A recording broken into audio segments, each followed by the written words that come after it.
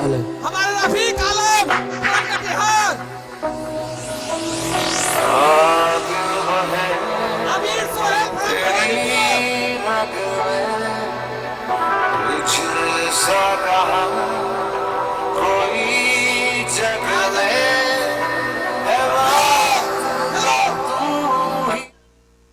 आज इसमें आप देखिए हमारे दो इंजीनियर हैं और मैं चाहूंगा बोध कुमार सिंह जी और निषाद जी से जो जोरदार तालियों के बीच में मैं बुलाना चाहूंगा और इनको बुके और इस ट्रॉफी से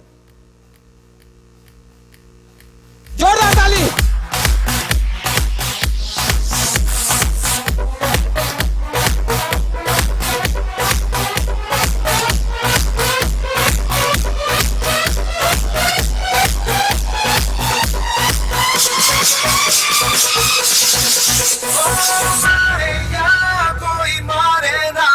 यहाँ अपनी भी थोड़ी अदा थोड़ा अंदाज है, ऐसे है चाहे वैसे है, अरे जो भी है जैसे है खुद पे हम नाज है। अनीस अनीस अनीस जोरदार ताली।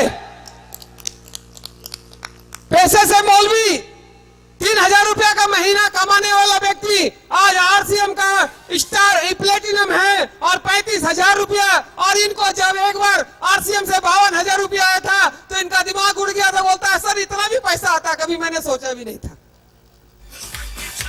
और दूसरा हमारे अमीर सोहेल, ये भी इंजीनियर है पैसे से, हमारे इंजीनियर साहब एक बार जोरदार ताली।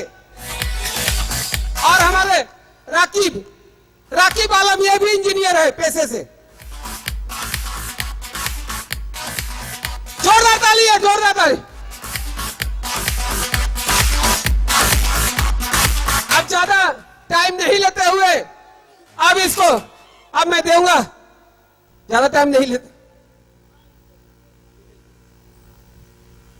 नाम मोहम्मद अनीस, मैं पूर्णिया मंझिली का रहने वाला हूं और आज से 4 साल पहले जब इस बिजनेस का जब मैंने शुरुआत किया और पहला प्रोग्राम हमने रखा, मीटिंग रखा, उसमें लगभग 50 से ज़्यादा लोगों का इनवाइट किया, लेकिन मीटिंग का समय होते होते एक भी लोग नहीं आया। और हमारे जो ग्रेट लीडर थे उन्होंने हमें दिलासा दिलाया कि 1 और 1 11 होता है और आप और हम 11 की ताकत है। वो दिन भी आएगा कि आपके नीचे बहुत बड़ी टीम होगी और वो आज का दिन वो हो चुका है। इसी से मैं अपनी बात को खत्म करता हूँ। नाम मोहम्मद राकीफ आलम, रहने वाला कटिहार के एक छोटे से गांव निमोल से, और इस बिजनेस को पिछले 2.5 साल से सीख रहा हूं। और पेशे से सर ऑलरेडी पहले बता चुके हैं कि मैं इंजीनियर हूं। और इससे पहले मैं सबसे पहले आप धन्यवाद देना चाहूंगा मिस्टर रवि जी का। उनका सेमिनार एक गुड़गांव में हुआ था और वहीं से मेरे को इंस्पिरेशन मिली कि नहीं, इस दुनिया में अगर कुछ करना है तो लोगों के साथ करना होगा। एक बार रवि जी के लिए एक बार जोरदार ताली होनी चाहिए।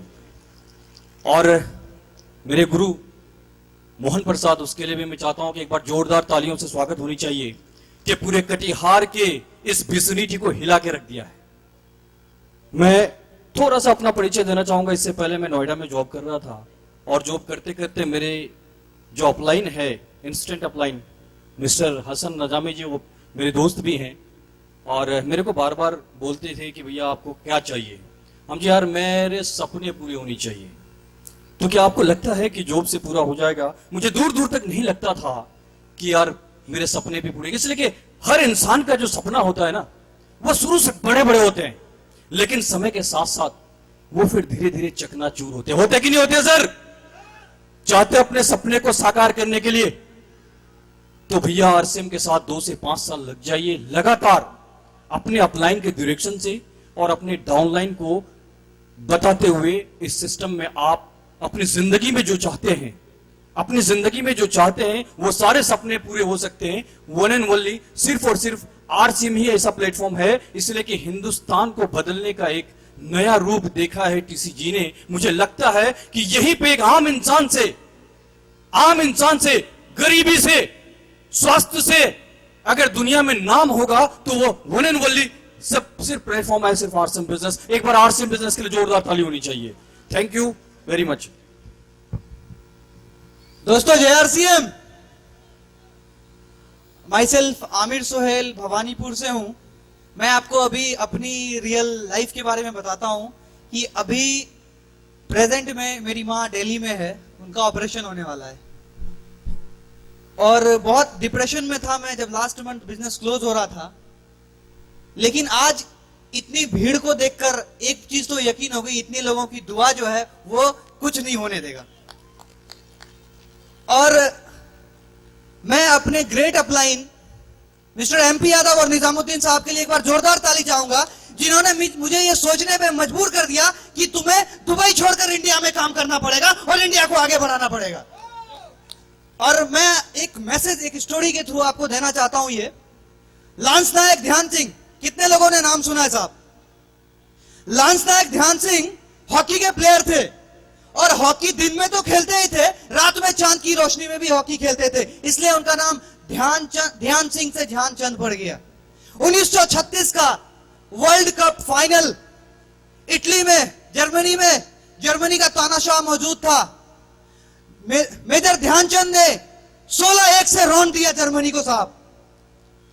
और जर्मनी का तानाशाह, उसने कहा बुलाओ से बुलाओ जरूर, इसकी स्टिक में चुंबक होगा जो लगातार गोल पे गोल दागे जा रहा है।